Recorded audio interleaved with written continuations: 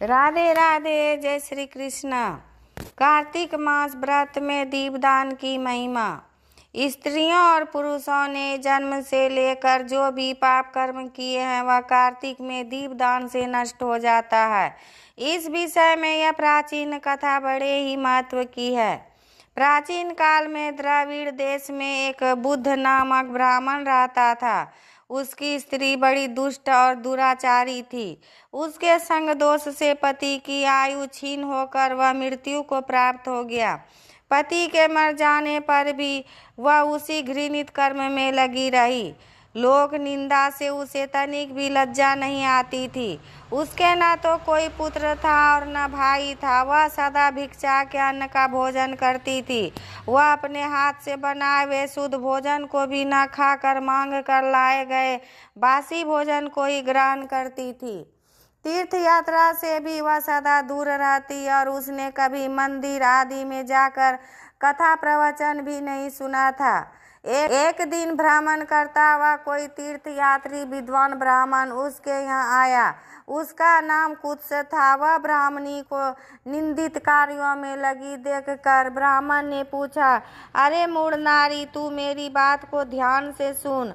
यह देह पानी के बुलबुले के समान है।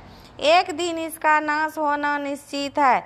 इस अनित्य शरीर को यदि तू नित्य मानती है तो अपने मन में बैठे हुए इस मोह को विचार पूर्वक त्याग दे। सबसे श्रेष्ठ देवता भगवान विष्णु का चिंतन कर और उन्हीं की लीला कथा को आदर पूर्वक सुन। और जब कार्तिक मास आए तब भगवान दामोदर की प्रसन्नता के लिए स्नान दान आदि करके दीपदान दे। भगवान विष्णु की परिक्रमा करके उन्हें प्रणाम करें।